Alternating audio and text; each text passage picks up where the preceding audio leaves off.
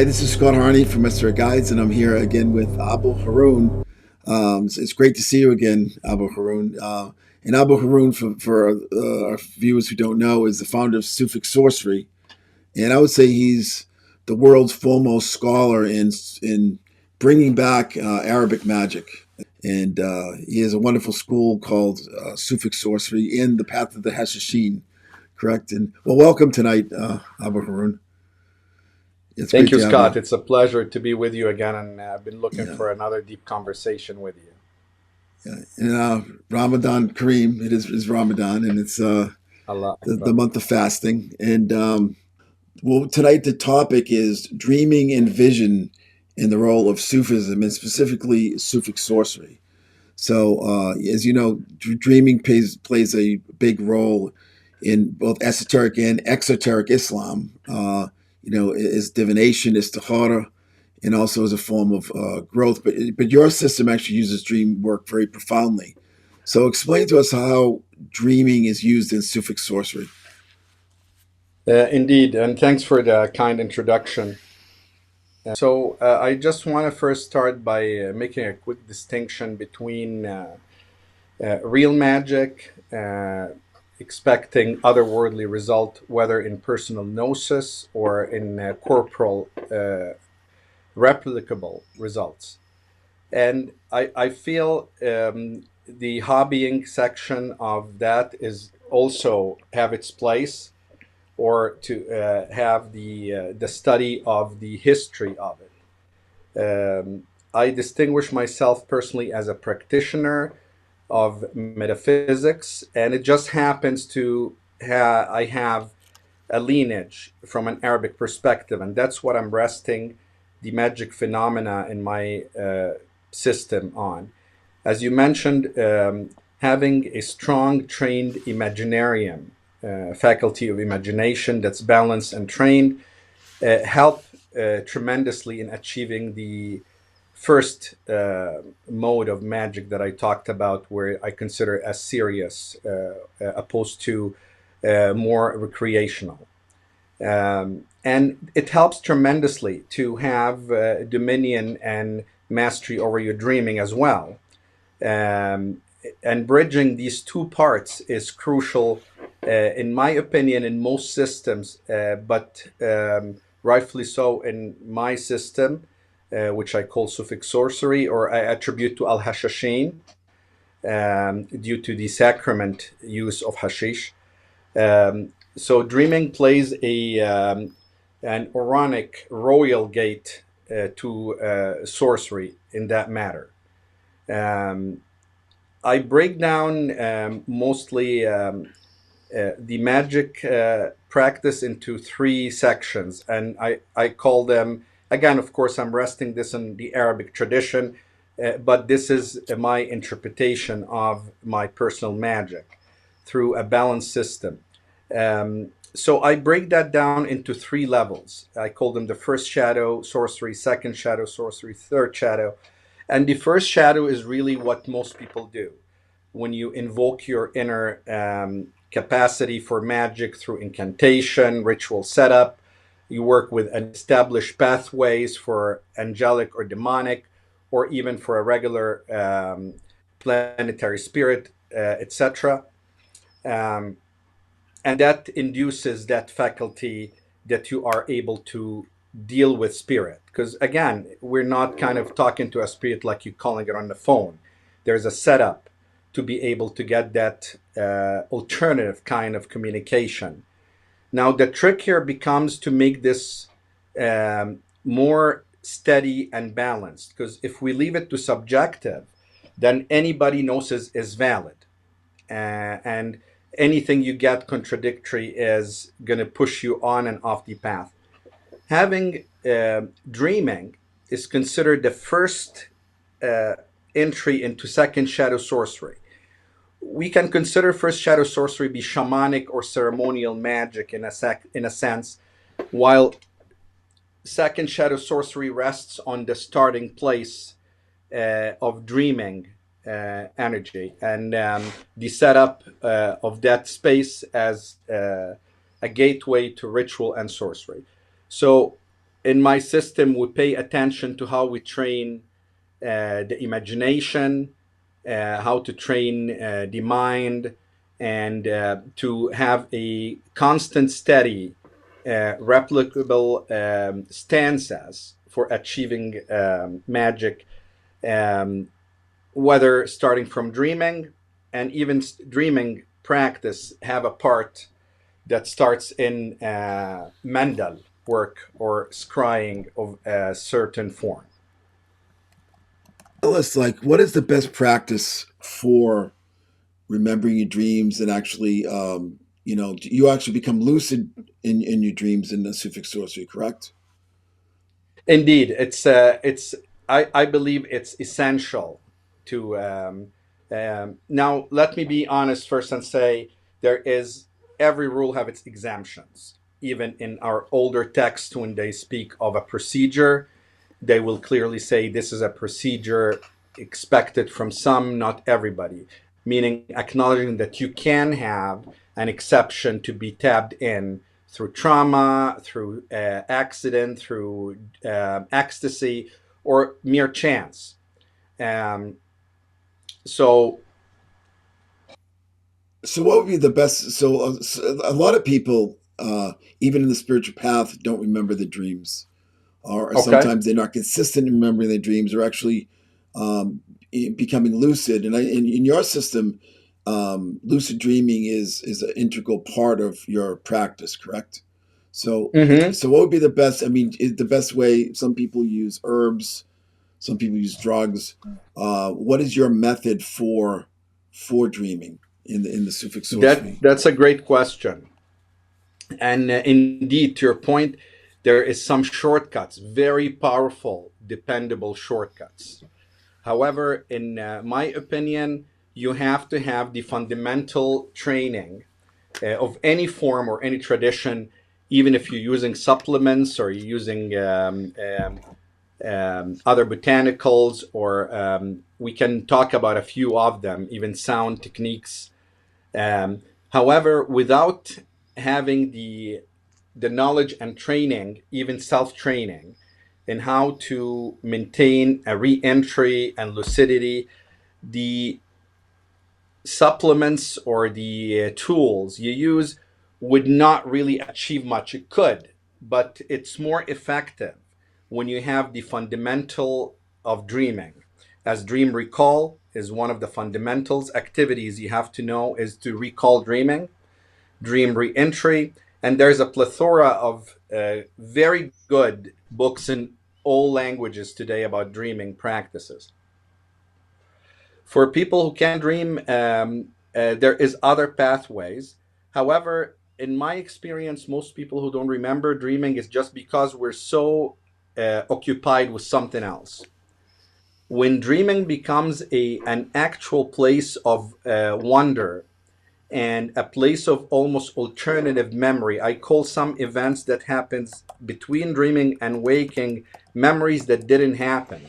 And we can talk about that later, because the place of dream and the place of memory is very similar to the reason and intellect. It's still, if you cultivate and experience a feeling, it could be impactful, positive and negative.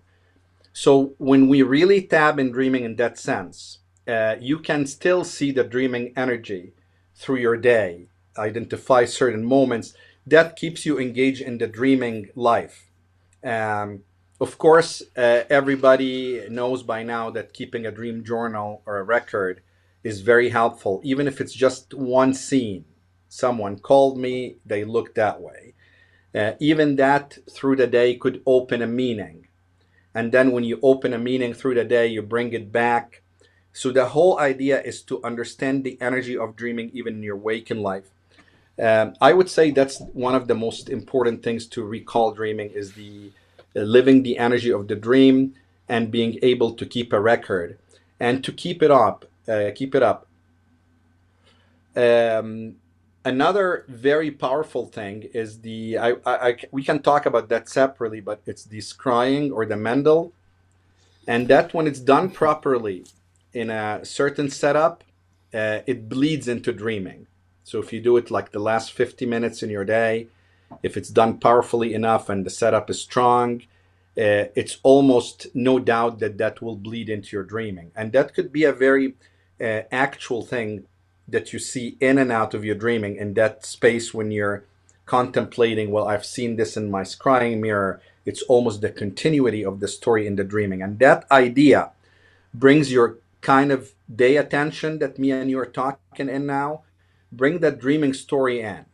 And that kind of opens that contemplation. Scrying, it's a central part of the, at least the initial training in your program.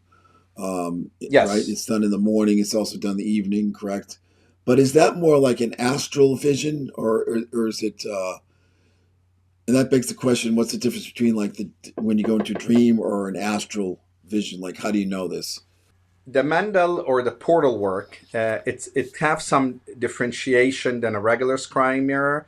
So it incorporates a magical seal, a setup, technically a pathway that's been initiated between my system and the spirit world, and we take these lines per se, power lines, and those are the ones that most initiates and seekers work through. So it's more not just kind of a free fall scrying. Also, it varies in its size. It's very specific in the size that can show more of your body, a full size, body size, reflective black surface. Um, and that's very integrate to the work. As I mentioned, we have to really have some basic techniques. If you're learning karate, you need to learn the front kick, side kick before you start doing more complicated techniques. Likewise with art, if you're learning painting, you learn major understanding of color mixing, material, etc., and then you do a more complex forms. So I break down three postures. I call them. We're asking for perceptual postures occupied with an actual physical posture you sit in, like you mentioned, in the day and in the night. So there's three major posture to train on. Each posture of those have a day side and a night side. The day side could be done freely without the reflective mirror. And the night side, you take the practice in front of the mirror. And let me mention them so people can also try to utilize this in their own paths. So first thing is the idea that you need to be lucid in having the thoughts, the inner chatter in your mind, be uninterrupted yet observed. So in the day, you sit at any place comfortably, preferably the lotus position, and you want to view or observe what's happening in your mind without interfering or stopping. And that's a basic common starting point for most meditation, really.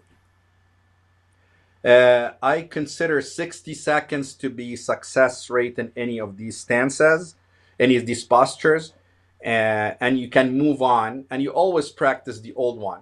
But once you can achieve 60 uninterrupted or even 30 seconds, that means you can do it longer. So your capacity, your perceptual capacity is working. It's just a matter you need to sit more. So we don't get hung up in, hey, you have to spend a year doing a posture. If you can get 30 to 60 seconds, you can genuinely observe what's happening in your mind. And then you take that to the night side practice. You sit in front of your black surface in the same posture. And you want your reflection to happen in the mirror without interruption. So if it's flickering, if it's coming in and out of focus, if you're seeing yourself with big hair, you just don't interrupt whatever is happening.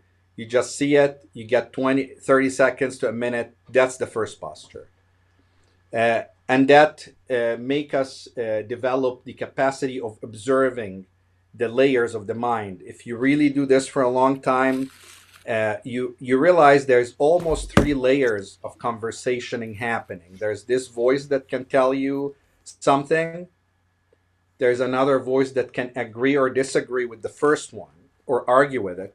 Both of those are one thing. You just have the liberty to agree and disagree, and you think you're taking a decision. another level of the mind, and so forth, without going into details in the initiatory system. Eventually, the practitioner learns from this first posture that there is almost 3 layers of the mind, or 3 traffic lines of conversation that happens when you're talking to yourself. And that's really enough to deplete any magic or dreaming energy out of you. When you're identifying with each one of these perspective, viewpoints, attacks, that depletes any inorganic energy in your body. And that's why we call it the flyer mind or the predator. And we can go and rest this on the lore that this level of the mind is really alien to the human condition. It's not even your true self. The second posture is after you gather some of that inorganic energy in front of your mirror and in front of your in the morning posture, and the body holds power to. So the actual physical posture we sit in stores that energy, stores that power, stores that realization. So even later on, if you're scattered and you're not even in a mental capacity to put yourself in observation, if you hold the physical posture, you kind of get safer because the body holds that inherited power in it, and it reflects it on the mind as well. So that's the importance of the actual physical posture. The second posture is different, and it's called the warrior posture, and it's to sit on one of your legs, bend underneath you, and set the other one up straight. You see that image in most ancient Egyptian. I don't know if I have something around me. I can give you some media too for the postures. In that posture, in the morning, also the morning side, the day side practice of any posture is very less. You can take liberty with. You can do it more informally. You don't have to hold the physical posture. It's better to do. But the night side is essential. In the morning side, in the second posture, you go into this place in front of your mirror. You have that first posture, images come and go, changes, and now, by now, you would have had one of the image in the mirror maybe more persisting. So we said if your image in the first posture is changing, maybe there's one that's coming more often. So in the second posture, once you get into that reflection, you hold that image and you don't change it.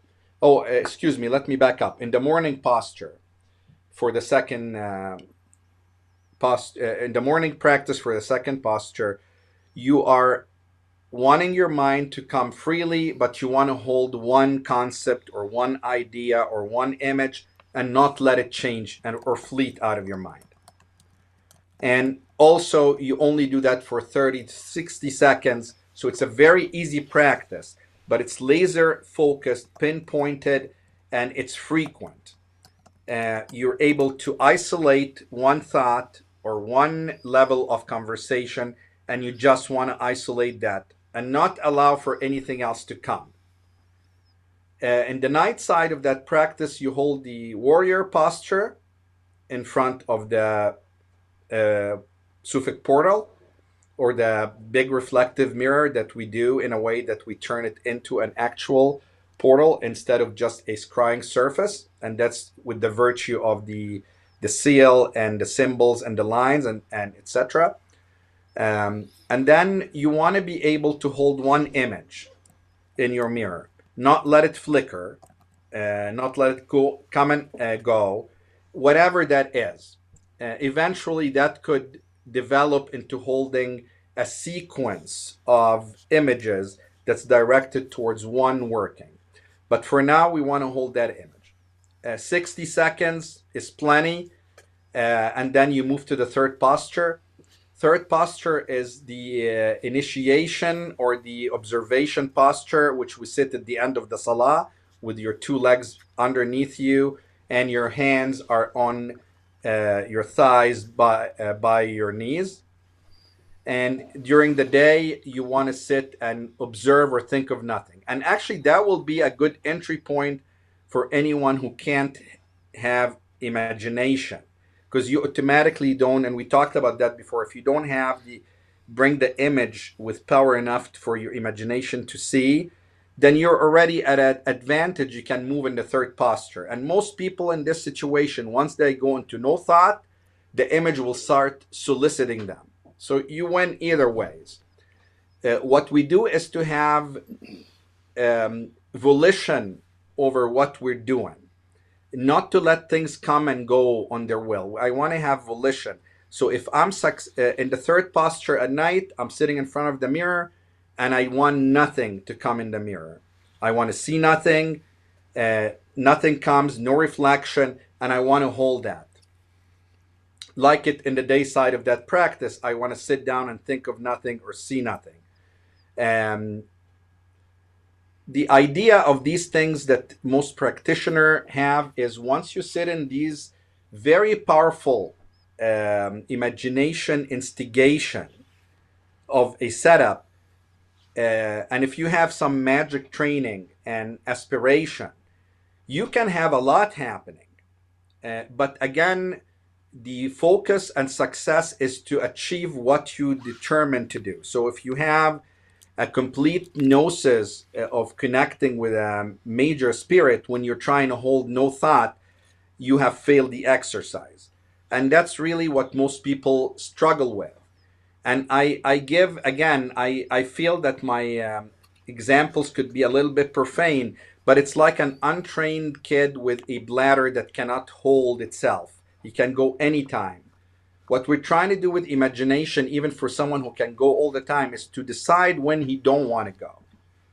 And by achieving these three perceptual postures, having mastery of those three postures that you can observe without interfering, you'll know the levels of your mind, which one is talking. So eventually you get to learn what's the true self, what's the observer, what's the higher self, what's the chatter, the monkey mind, and then be able to hold one thought and one concept and one image and eventually hold nothing.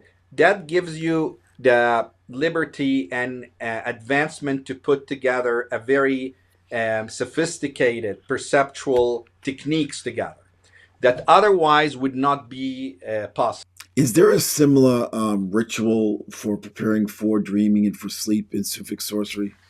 A very good question. There is actually also three dreaming postures that I put in the curriculum for people to work with. And again, remember, there's plenty of these postures and techniques, but to make things practical and to build proper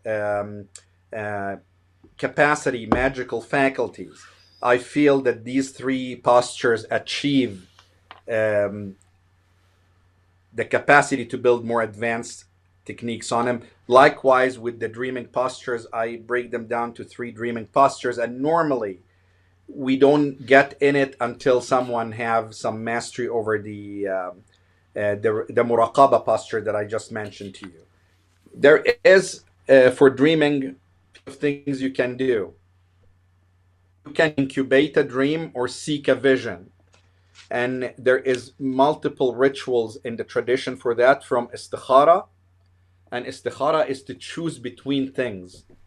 And you can have that as a knowing, and you can structure more elaborate ritual work that you want it to come through a ru'ya, which is a vision. So you know beyond doubt if that's where you want to go or not. Also, there is more ways to incubate dream work in general. Doesn't have to be specific to choose between two things. But yeah, dreaming work, in my opinion, is a solid royal gate to actual work with sorcery. That, in my opinion, the pitfall of most people, not that they cannot achieve this, the untrained, again, the untrained capacity. I don't know really what to call it, Scott. The idea that, let me back up here and tell you first what's the first introduction point in my course. Maybe that will bring some light on what I'm trying to say. The first thing I introduce to people that working with an old tradition in an oral form is so different from the 1, 2, 3 formats. And I bring that back to a major distinction between Western philosophy and Eastern philosophy, especially in the metaphysical school. And it's actually adopted even in our social life. And you can, when I talk about it, we can even trace it back scholarly if that's something. But the point is the idea that the Eastern metaphysical school philosophically adopt the idea that there is an abstract truth, there's an objective reality. It doesn't cancel that you can have an opinion, but your opinion on fact, if it's erroneous, it's meaningless and doesn't have weight. So that's the Eastern metaphysical philosophy. In the Western metaphysical philosophy, and even just philosophy period, generally, socially now, very much so, is that it's your opinion. Your opinion, everybody can have. It doesn't have to be one truth. You can have your opinion of truth. This can have opinion, because in reality, there is nothing that except our meaning that give it existential value. And that's a major problem in practice. When you start practicing old traditions as they were meant to, there is something that happens that when you're presented with labor to achieve some reality points in your journey, by the way you get there, there's so many gems and things that opens to you treasure, but it's all subjective, that most of the time people are so stingy to let go of, and they keep picking up, so they never arrive to those point of realities. That's a very controversial concept from the Western philosophical idea. And even socially, we see that. I would even venture deeper and say, I haven't seen a tarot reader that treat the death card as death for over 10 years, maybe 15. Now it's always rebirth. I'm not saying it's not an aspect in the card, but we eventually now washing everything in a good emotional feel, that we do fail to recognize anything other than that. And that eventually bring us back into subjective versus objective. That's one of the major problems I would say people would have in having an old practice of dreaming. Or scrying and my system as a whole. Sorry if I went off point a little bit here. No, it's great. You mentioned istikhara. Of course, that's also one of the major divination practices, right, of exoteric Islam. What other divination practices do you use in Sufic sorcery? Do you? I like, actually, let me show you right here. I like Ilm al-Raml, Geomancy. It's in my second year Geomancy, yeah. curriculum. And I finally have some students that reach second year. You know, our success rate is very low, unfortunately. Or maybe that's not a bad thing. But so let me just show you. Yeah. Do you do the let me Ilm show you al-Raml some of. do you do it in the Arabic or do you do it in the Latin? What do you mean? In other words, because I've seen sand reading done with the Arabic 16 Arabic figures, and then of course there's the sort of stolen geomancy that went to Europe, promoted that as I haven't Latin. looked at it at all, to be honest with you. I know even they I, draw the lines different. They draw it a dot and two dots. right. I like to take my tradition from my tradition. Yeah, I definitely. So, for instance, in the new one that you're mentioning, you don't even need sand, which for me is funny. If you think of it, it's called the sorcery of sand.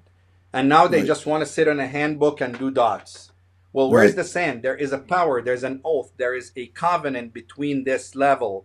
Right. And you need to have in your house, if you're doing this, maybe a big brass or copper thing with some sand in it if you don't have it outside. So it's so essential to work it. This is the symbols here. I know in Wow. the English or the Yeah.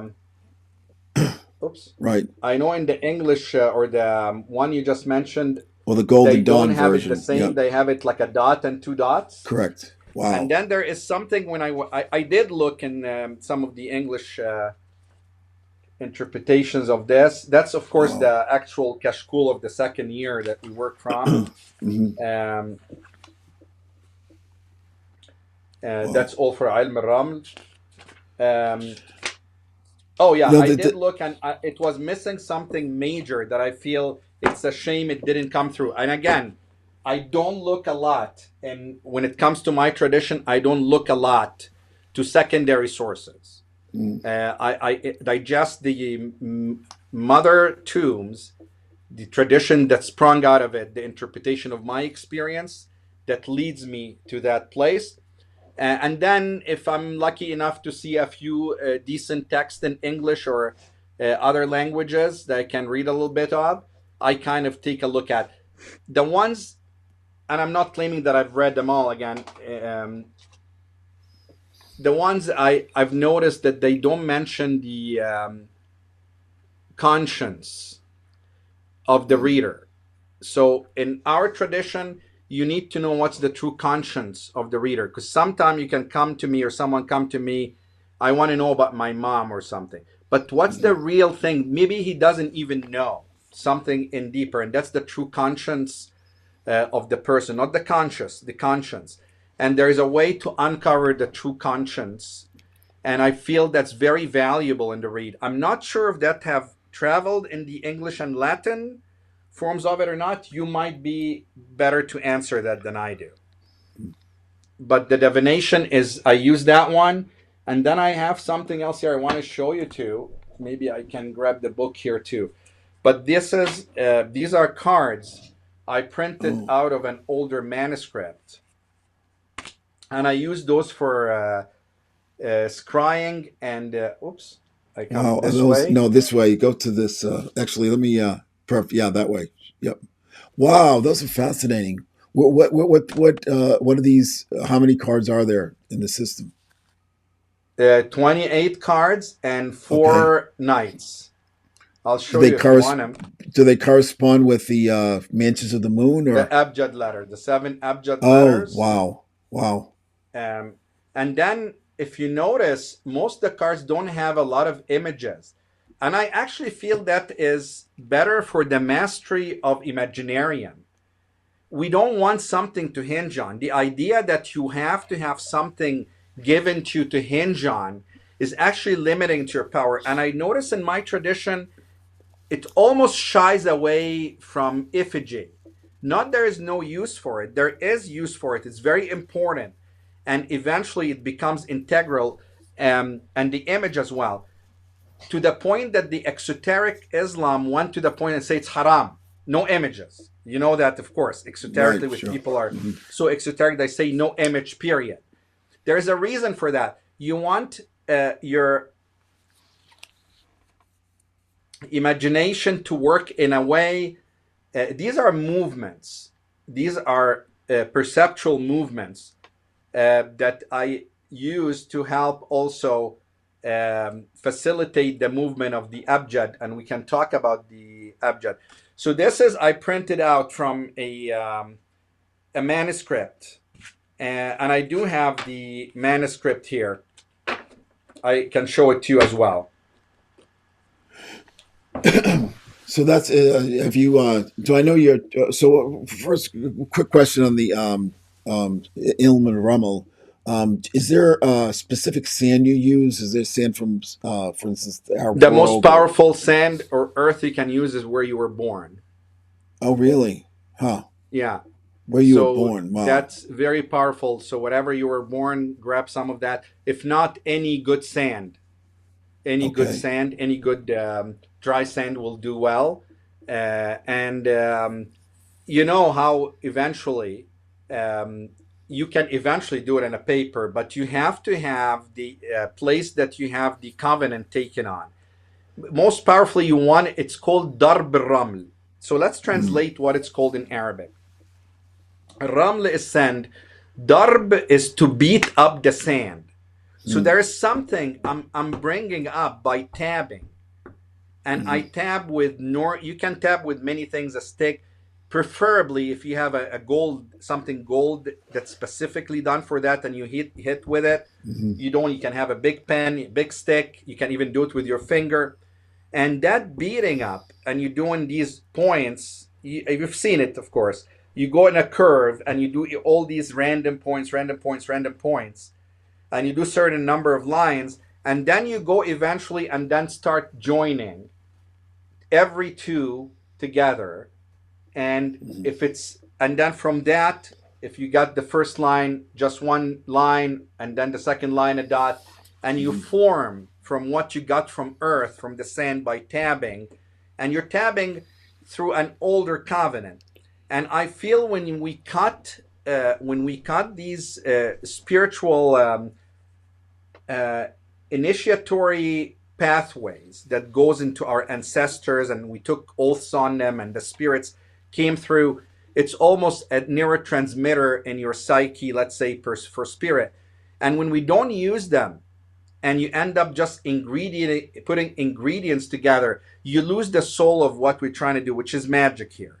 And I noticed that even in drawing. Some people I know draw very well. I knew this guy had an atelier. His brother was a painter, but he could just copy that guy. And there's something almost always missing in what he's doing. I can't tell what it is. That all the picture look good, but it's very mathematically. It's not. There's not that free spirit interpretation, and it's not a matter of opinion. In my book, this is essential. These are um, pathways that's been established. There's a reason why it's called sand. It's not just sitting and doing. Now you can have more elaborate methods to do that, absolutely, but you have to have in your home a place that you could covenant on with that. So per se, let me give you another example. I do sell in my Sufic Sorcery some rare talismans. One of them has to do with a Sufic bone talisman. Now, mhm, for me to work that, and I work it with my hand, I have to have one of those bones buried somewhere, that I have a shrine with the spirit signifying what I'm doing. I'm giving thanks to what I'm doing. I'm giving it a placement. And every time I'm working a new place, there's a shrine there that have this connection. And if I don't have that, it's like having a plant with no root. So I view that the sand importance in the geomancy or the sand sorcery is profound. mhm. And do you do this for clients as well when you do geomancy readings? I tend not to, but if someone asks me and he want to work, and I do charge some time, my time, you know that. I do a lot of when I do any kind of work in my life, I give it full attention, I give it full study, and I expect to be compensated. It's not something I would advertise, but if someone approach me with something like traditionally how it happens, Scott, if someone is buying a magical article, Mhm, they can come and ask for a divination first, and then they kind of really have a feel of, oh, this guy knows something, he doesn't. So in our tradition, that's how it's common. Sometimes it's offered with bigger articles. So if I'm mhm, selling a magical article, sometime a part of someone gets a dream, a divination, or a ramle divination. But yes, I do kind of work it. I try to. I'm more occupied with teaching it, so maybe that's what taking more of my time. mhm. But maybe in the right setup, I would do that for sure. Oh, so this is in the second year of your curriculum, the geomancy and It also is the in the second cards. year. Wow, Yeah. that's fast. I'd love to take that. That's a great, and I like the Let fact me that go you're over the. actually. Huh? Oh, No, I sorry. like Go the ahead. fact that you're. I like the fact that you're actually teaching the original, the Asul, the original art, because there's so much of that watered down geomancy now coming through the Golden Dawn, and people don't realize where it came from, which is Egypt, North Africa, even the you've seen the Santeros, they do the what do you call it, the cowrie shells. So there's a lot of similarities between that divination as well. but it probably, I think The the Santeria. root of it, yeah, the root of it, because that's obviously from North Africa, a lot of the There is, and Santeria. with the Quimbanda as well, there is Right. the same families of Jinn. Some of them are in their tradition. We have 13 clans. They have Hmm. some of them in their tradition. The Quimbanda, I believe, because they also were from Africa. So I'm not Right. sure if I can be quoted on that, but I know for a fact there is an Egyptian women sorcerer tradition, which is Zaar, Zara. dominated by women. So it's more a matriarch tradition. Men always have like a helping position in that tradition, and it's technically Orisha. So I feel there is some African tradition that's very common with the Yeah. um, yeah, the other tradition from Brazil and Caribbean. I went to a czar when I was in Egypt years ago, Mm. and the person who taught me took me, said this is an exorcism. We're getting rid of the jinn, but and then he called it jinn party, and it was clear that they were there. This was more like, you're right, getting ridden by the jinns. In other words, people were like, it was like a voodoo, like voodoo or santeria, where the spirit will overtake the women, and then start speaking through them. So Yes, they're not really they do. exercising them, right? So it's Yeah, fascinating. that's a very rich tradition. It happens a lot. Yeah. It's Hmm. it's very integral on animal sacrifice, though. They Oh, I sacrifice, I did not believe, know that. 4 animals. Okay. Yeah, if you haven't seen that in a czar, then it was a party. If a real czar has to have at least 4 animals, like a rabbit, a chicken, or Mm. a turkey, something like that. And of course, that's all put into proper use, but it's integral to their tradition too. It's a good thing to differentiate too between being ridden and being possessed, Hmm. because being possessed is not the same as being ridden, and I'm sure anybody from the voodoo tradition Hmm. understands that too. Right.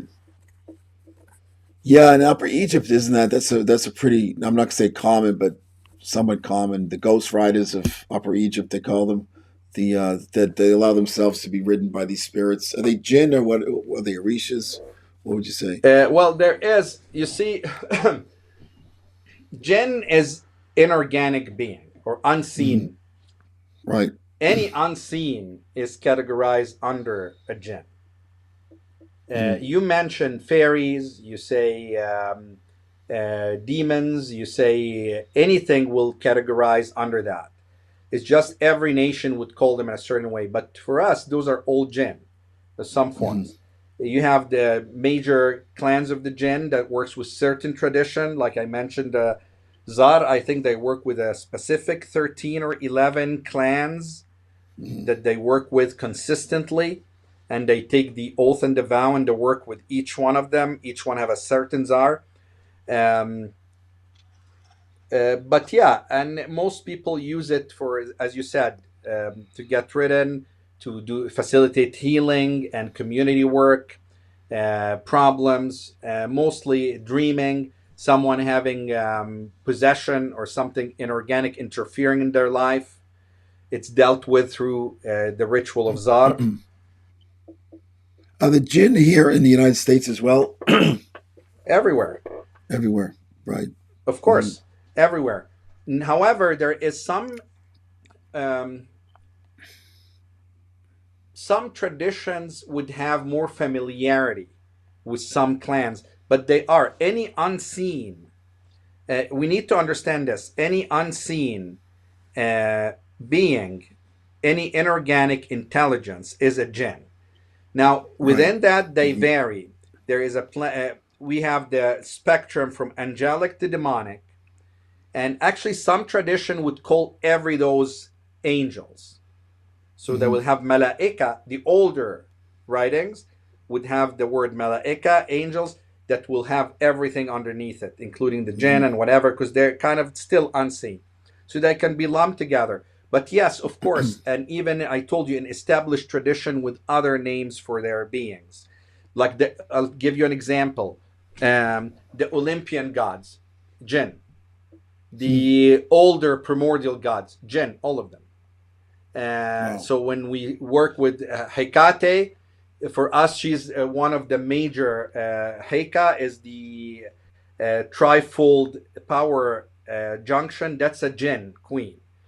And you can think of it in a sense that the Islam view anything of divinity to be one. So anything that was viewed in the world before as gods is just replaced in the structure of the new or the old covenant, which is there's one point, undivisible. There's all these things. Some are in its hierarchy of facilitating things to happen, like angelic forces. Some are to more of decay forces, and so forth.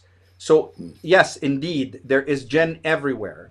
There is even Omar. Omar is in every given house in the world. Anything you build automatically will have a cast, which is like the familiar spirits of the place. And before you do some serious working, if you're actually conjuring a genuine influence, not just the practice of the imaginarium or the scrying, if you're actually conjuring something, you have to send the house familiar away. And I believe some of the new translated scripts, I think by Stephen Skinner, he mentioned, I don't know what you guys call it in English, but the idea that you have to send these away. We know what their king name is, how they live, how you can make them facilitate the work for you. Normally, it's like having, I don't want to give a bad example and say animals, of course, but it's like having people living and they don't want to let anybody else come in. Right. You know what I mean? Even if the thing coming is more stronger, people in the place will push it, will make it uncomfortable, will make. So you want to send them away and you have to bring them back because they do protect the house. So my point is, yes, every place have jinn. It's a matter of semantics. Is that the word? We are hung up. So when someone come and say, for instance, Mark Allen Smith, he works with the primordial gods and da-da-da. Those are jinn. And someone else work with the Olympian, same. Not only that, Scott, but you will find there is duplicity of things. So if you're a true magician, you can't afford to waste inorganic energy of working with a different mask or manifestation of the same spirit. First of all, you will lose what we call sulta ruhaniya, spiritual authority. In front of the spirit, they will know you can't tell. If you're viewing the same formation, inorganic formation and intelligence with a different deific mask, and you're replicating the work, working with Balial, then working with Anubis, then working as if they're so different things, then you will lose, or they will categorize you no different than when you go into a foreign market to buy something and they can tell if you live there or they can make some buck on you. So it's no different. So for us, any of these spirits that you hear about in old traditions are jinn. And the Sufic Sorcery current works with the jinn, correct? Absolutely. As a matter of fact, I believe all the work I'm doing is geared towards jinn conjuration, which is, I believe, in third year. In third year, you get the class. I think the structure of evocation is in second year, is the last part in second year. And that gives you what's the evocation. Why, when I open a book here and start reading some words that nobody can understand, I can have dominion over something that's stronger than me? It doesn't make sense. So this delves in the idea why these words have any power. And then we go into that, the actual way of you building an interface, like we're talking on the computer now. If you hanged up, even if I have weapons or whatever, it's over. I can't talk to you. Right. So we control the place of evocation. That's what the magician do. That's why you have to have a method. You have to have an opening, a closing. You have to have a specific thing you're doing. And otherwise, it becomes almost psychotic. It does bleed on your reason as a psychotic episode. Eventually, if you can do that real distinction, especially if you're having a true movement of your perception. So I told you, 1 minute of lapse of who you are. Oh, I'm not Scott. I'm not that age. I'm not a man. I'm not here. If you have 60 seconds consistent of that, that could leave a scar in your reason that needs like psychological mending. Like ego So death, the right? ritual, hmm, It's like ego death in the psychedelic experience, right? it, In a way. it is, it's like a bad trip on steroids, that you have Mm, a genuine knowing that you're not there. That could be very taxing if you don't have something else to fall on, or if you can't separate the spheres. As long as you're accepting that magic is just a chance, you're safe, because you already set the bar for yourself. mhm. Magic sways chance in favor of my work. You already decided that magic is nothing but swaying chance. So you can be in danger, really. But you also close the door for anything magical to happen, because you're agreeing that I'm just swaying this. There is another opinion where I find very aggressive, which they say take everything and then filter it later. Then how can you even know right from wrong? So I think these are important when you're actually dealing with conjuration, is to be able. So in the second year, we finish up a little bit of Geomancy, and that also very tied to Arabic astrology. So that's the second part of the second year, and then eventually go into the structure of evocation. Third year is straight out conjuration, and we take there is, in the Arabic tradition also, there's specific conjuration. So there's 5 or 6 or 7 or 8 major conjuration. Each one have its own placement, its hierarchy of spirit that it evoke, and that's what we do. So I would say that all of the work is geared to, if I have it my way, I would like to start from Jinn conjuration immediately. But then I was faced that people don't have trained imagination. I was faced the idea that anything that comes becomes real. There's no distinction between inner thought and outer influence. So I start kind of really giving the cosmology first, the stanzas and the postures of perception, cultivating magical images, having a power connection with the images and the seals you're going to work with. Eventually, it builds to that. However, there is a placement in my work for someone else from a different tradition to work. If someone is achieved and accomplished in their tradition, they want to work with something, that they can. And I never close the work to anybody. If some people might be just want to support my work and want to kind of at their pace view the material, there's a place for that. But for actual operation, I feel it's essential to establish a lot of um, disciplines around the actual act of conjuration. The thing I like about Islam is the fact that they do see the spirit world as interacting with us continuously, right? Like even in the Quran, what is it called? Each surah has its own spirit, correct? Ruh, yeah, of course. Yeah, Khuddam Hudan, and right? Ruhaniya and Malaika. So each one of those, each letter Hmm. to start with. The Hmm. Arabic abjad is 28, and we believe there are not mere letters. We believe there are the most 28, the most powerful 28, some of the most powerful beings in the cosmos Wow. is the abjad, or the letters. That's why the Quran, the sacred text, and I want to say something here for your listener too, that the Quran, whether you believe it or not, it's only one of the texts that nobody can argue it's been changed for 1400 years. So we always struggle to build a tradition on a back older tradition, right? And we go and try to piece the pieces together. We have now an actual book right here, whether you believe it's from God or from we found it. We found this 1400 years ago. So that's a strong bridge to ancestor work. Hmm. The proposition of the Arabic sacred text that it cannot be translated. Why is that? You can get its meaning, you can translate it, understand what it's saying, but really, it cannot be, because it's formed of beings, and these 28 beings that form the whole.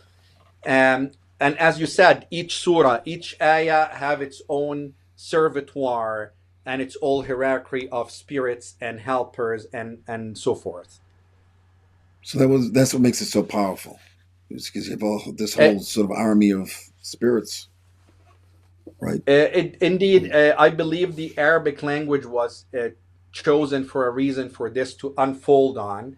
In my first year, I also talked extensively about abjad or shadow letters, or the magic alphabet, and we really study the 28 abjad letter and how you can form shadow letters from them and magic alphabets. And one of the things that I talk about is the dual nature of the abjad, meaning the abjad as a being.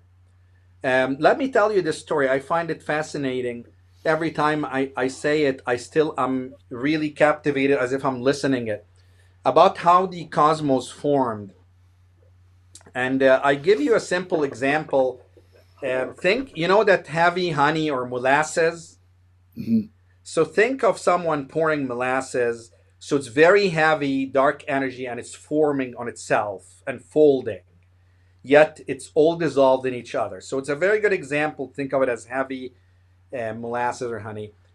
Um, and something happened that the old seers and teachers and men of knowledge observed, that from these foldings, there were formed almost 28 points or jewels. But at the beginning, the first thing we've noticed is that there's 4 sections. The formation of every living and unliving thing in the cosmos start attracted and flocking towards 4 different points. Our observation of the actual spirits that start flocking was as following. One of them was of a very high light energy. One of them was just regular light. The other was something very dark. And the fourth was very dark energy. So when we looked closer, we've seen each one of these 4 corners have 7 jewels, those kind of folding molasses, darkness folding on itself.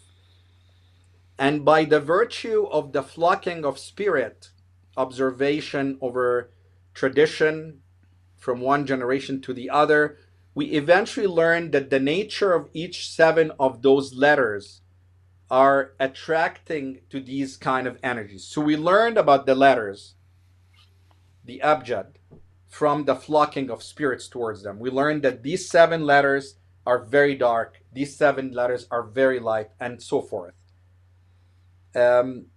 So that kind of gives the understanding of that we're dealing with beings. It's a fascinating study when you take it to the scrying mirror. I mentioned to you at the beginning, we have 3 major postures, right? First posture, I sit, I observe everything. Second posture, I'm holding one image. Third posture, I'm holding nothing. Now I want to start working with the 28 letters or the 28 moon mansions to make it more familiar to your listeners. So I will deploy my Sufic portal that's constructed properly on a tradition with an oath with spirit that's resting on tradition. So I have that ancestral thing going on, meaning it's a treaded pathway. It's a treaded pathways. You don't have to go sit in seclusion and rediscover, which you can, and it's preferable if you have the tools to do it. As long as someone reach the level of maturity that they can assemble a system, that's what they should be doing. Otherwise, a well-traveled pathway is warranted. So if you take that practice and start incubating these 28 letters in front of your mirror, what can happen? We agreed that anything we work from our awakened life is first shadow sorcery. So it's shamanic in nature. In its lower form, we can say it's active imagination. Its higher form, it's shadow sorcery, but first shadow sorcery, meaning it's dependable on your imaginarium still. It's not independent from it. I call this practice stabilizing the hovering of spirit. When you really solicit some inorganic attention by consistent ritual and magical living and altar setting and so forth, a place for the spirit to interact with you, and you have the spiritual authority, to be more than a spiritual tourist in the eye of the other and the spirit. Because if you're a spiritual tourist, yeah, they can also look at you, but that's it. The spirit after that, if it starts coming in your life, it will come in changing forms. And that form, we want to stabilize. I want it, most of our Arabic conjuration and other conjuration, I would say in some Latin grimoires, would ask the spirit to come in the most friendly, benign image to the practitioner. I don't know if you went through that or read that through any Latin grimoire, but I believe I did hear that like in the Arabic grimoires. So that means spirit can come in different spirits. I was actually just talking today about the hadith when Muhammad sallallahu alaihi wasallam, the prophet, interacted with Jibril in front of the companions, and Jibril came as a human being. And we're discussing the faculty of angelic and non-organic being to inhabit different images. So when you solicit something, when you do an actual work that's based on ancestral lines, and you actually have a movement of your perception, the spirit also is going to start tickle that veil between you and it. And if you don't have a profound, balanced imaginarium, or even if you do, you can have what's called hovering. So the image come and go, changes. Now, if you're trained in our first three postures, I will tell you, take a couple of months and stabilize the image of the 28 beings that we're going to work with. We started easier first. We grouped the 7, 7, 7, so you have only 4 quarters to balance. Eventually, you go and work with each one separately. And you stabilize its image. You put it in the second posture. Remember, we said the first posture, observe, not change. So you do that with it. Learn about it. Don't interfere. Second time, you're going to hold it in one spot and you're going to ask perceptually by your demeanor. You're not asking, please come to me, because that is religion. And I always say, if it comes down to begging and praying, every magic practitioner would have done better to stick with their original religion. There is something else here. We're not trying to work conjuration through mystery. It's not mysticism. We need to know what's the mechanics of conjuration for it to be magic. So you ask by your demeanor and perceptual setup. You're refusing, you're stabilizing its image in one point. After you learned what's comfortable for you and it, and you stabilize that, eventually there's a place for it to grow. So I think this is a good example of how the mirror work becomes important to first shadow sorcery. When you stabilize these images and you have a connection every time you go and work with the moon sphere, you have the certain image, you have a story of interaction, you have a series of rituals and conjuration you're doing through this image.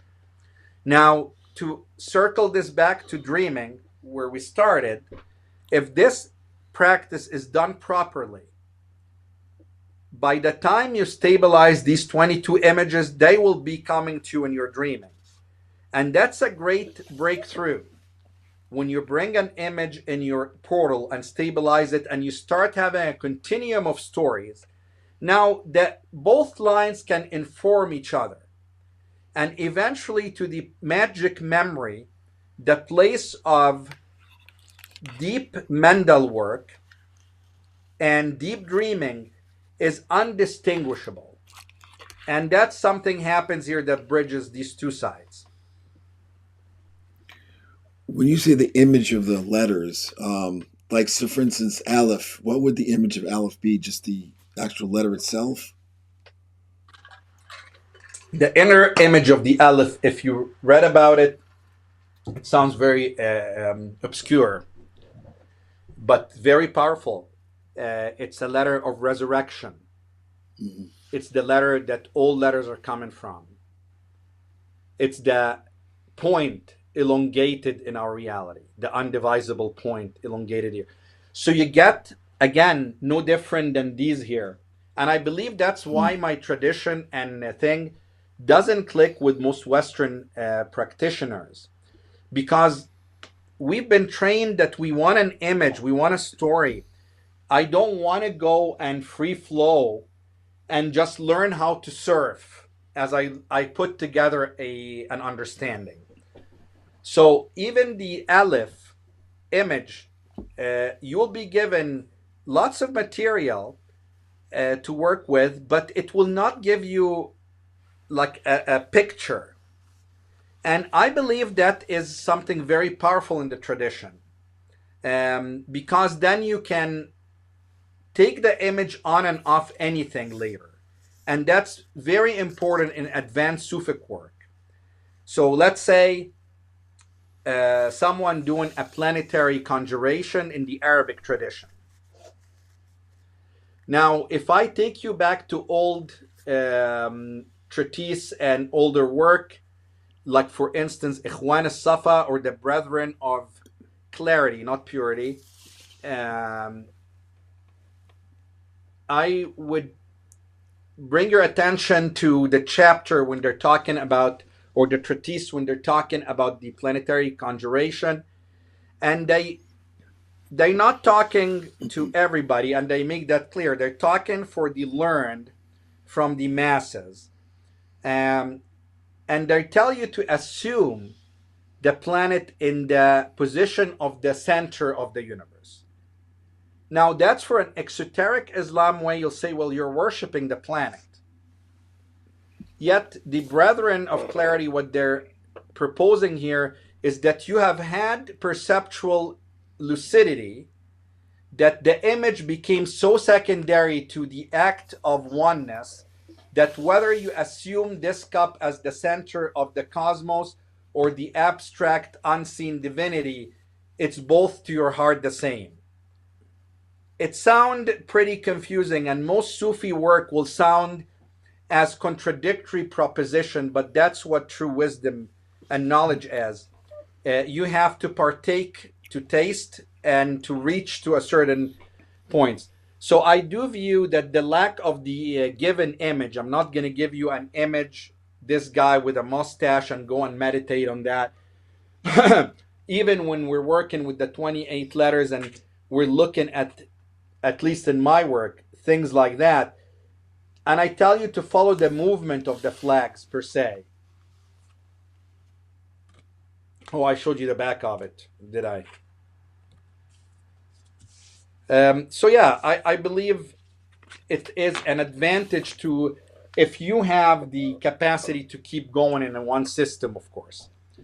Now, I also want to say that you don't have to be solely dedicated to the system. We're living in a new time that there's many tradition, there's people cultivated pathways.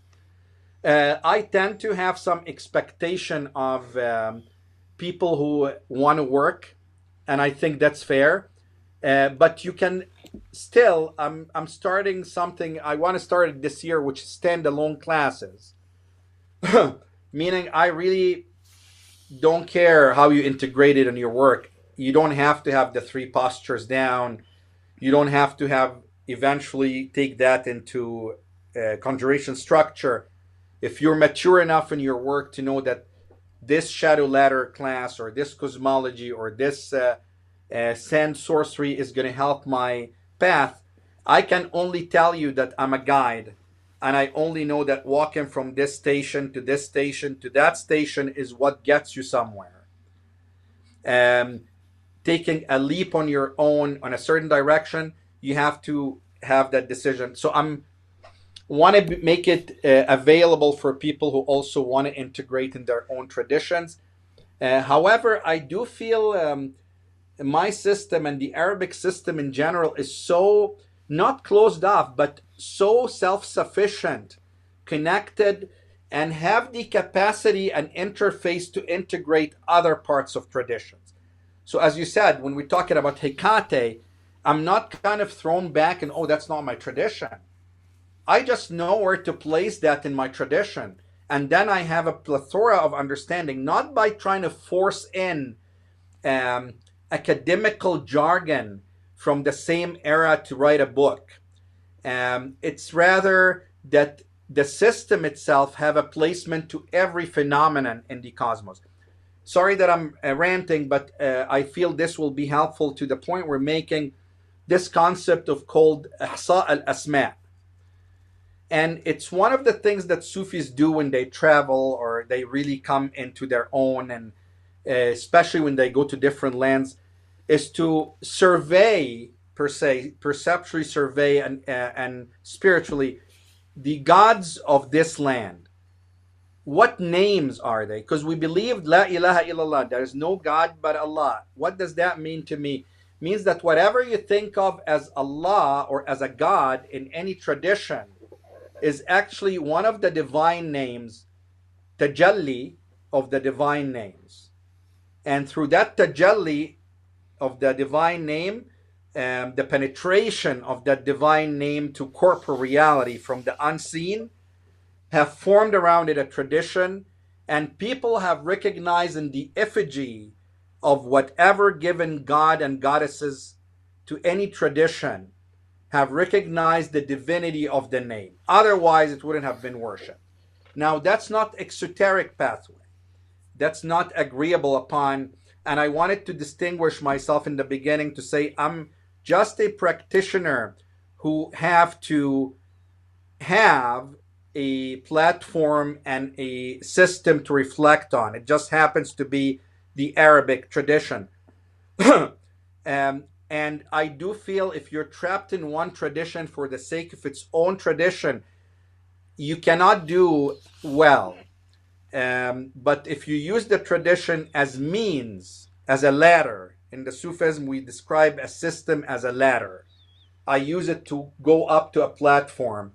Once I'm in a platform, I don't need the ladder at all. I probably need to establish a new one or get rid of the first one. So I hope that kind of gives a little bit of idea of what we do with practice in Sufic sorcery. Yeah, I think there's something to be said for staying in one system and getting deep into it. The problem, the blessing and the curse of the modern age and the internet is that we're exposed to so many different paths. So you have people sort of taking this, taking that, and I think it weakens their system because sometimes these paths don't. I mean, what you're saying, there is an underlying unity to all these paths, but I think when you sort of shop around different systems, it tends to be a weak, sort of almost schizophrenic, as we can see in some of the communities now, system. Correct? I It mean, does, and right, and they're making you stuff up a lot, especially a lot of the Wiccan groups and the pagan groups. I mean, we don't even know what was actually practiced. But the beauty of this Sufic sorcery is the fact that you have a tradition of thousands of years of practice and lineage, right?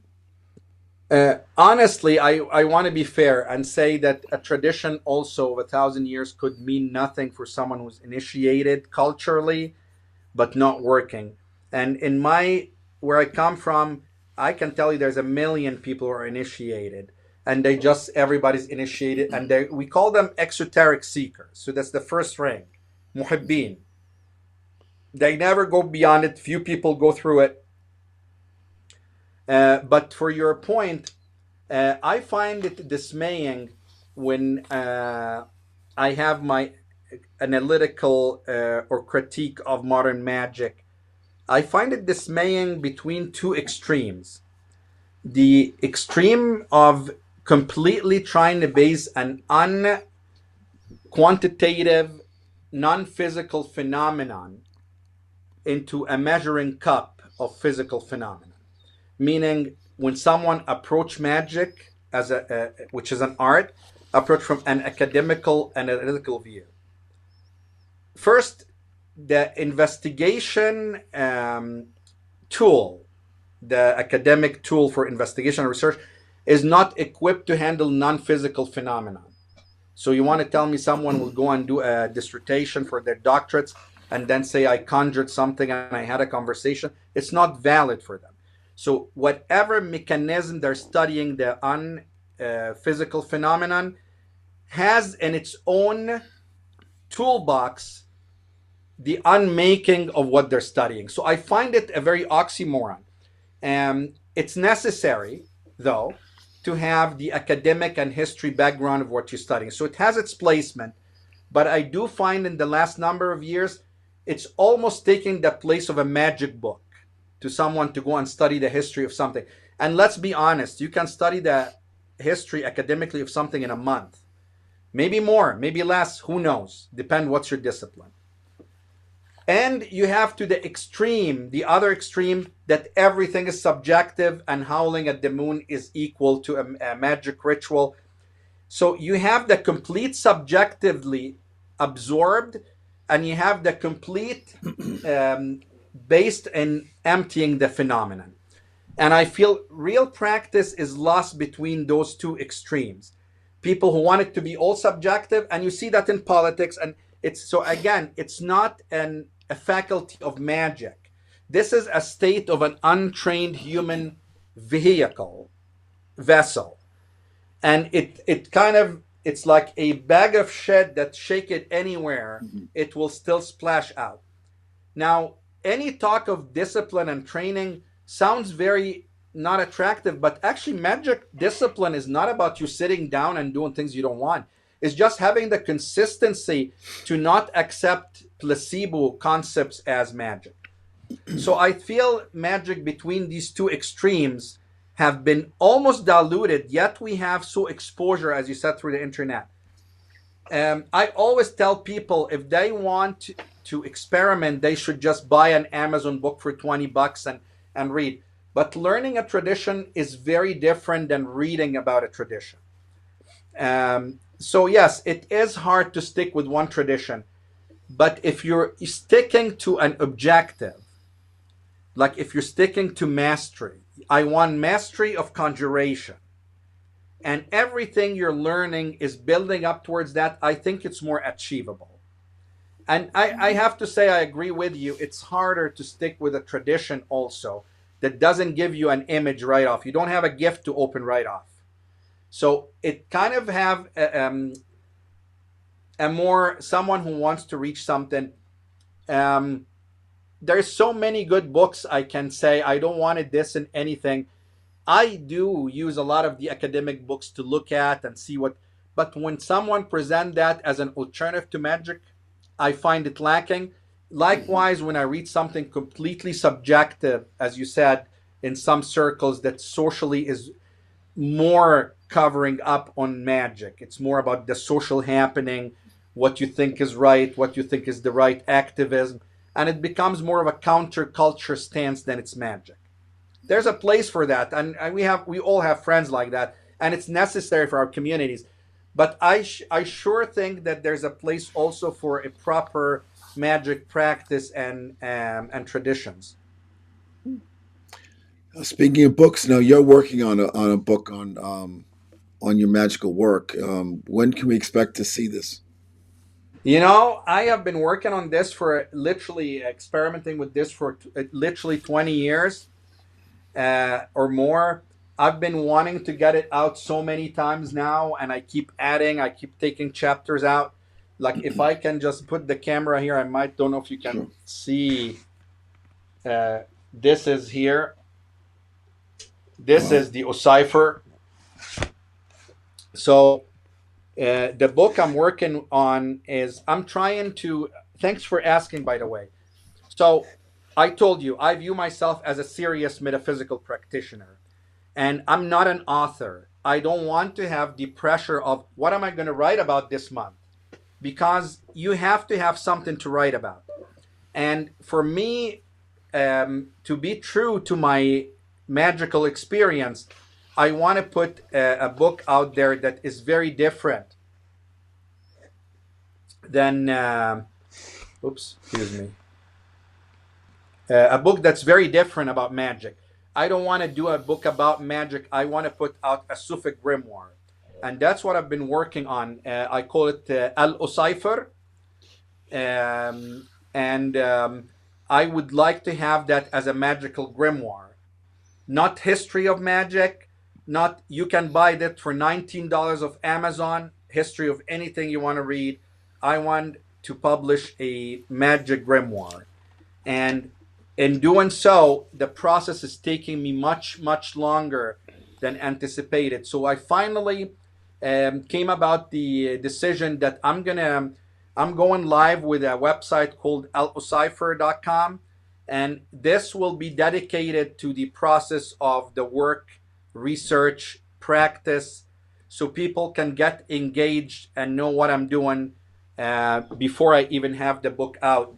I can have a deadline, and I'm not sure if I want to have a deadline by now, but I want to put my process out to people so they can get engaged, see what I'm writing about, my magic experience, see a little bit of my ritual work, look at some of my references that I'm getting, resting my work on. Something that might sound very crazy to you and your listener, but I find it very magical, is I don't visit a reference before the work.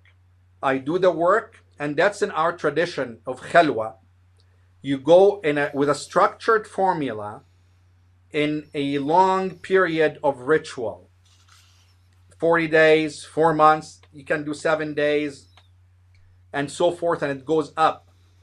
And by the end of the formula, when it's done, what you come out with, you sit down and then you'll take a couple of reference and you look and you see how far and close you are from it. I did this before I work even with Ilm al-Raml. I have the books all over. I could look and see what science means what, but I spend the years of emerging in the covenant itself with this sorcery. And then when I come up from the other side of the tunnel, I sit with a sheikh and he gives me a couple of manuscripts, and then I'm surprised that I am on the right path. There is things I need to tweak. I call this tightening. I need to tighten my platform a little bit, but eventually this is how you know you're doing right magic work. So I want to put this on a website dedicated to that, not selling, not anything other than my professional writing, my research process, and some of my sources as well. I'm hoping to get it live in April, mid-April, April 20th. Well, we'll definitely put the web address in the commentary of the video. I would Yeah, I look appreciate forward to that. yeah, I look forward to seeing your website and also your book. Yeah, Yeah, I well, sure hope so. I need to give it. I actually retracted from my teaching a couple of year back or something, just to kind of get this a head start, and I think I did pretty well in that time. that's great. Well, Abu Harun, thank you very much, Sheikh. It's an honor to speak with You're you again, welcome. and really very enlightening. And yeah, look forward to seeing more of your work. And Always a pleasure, and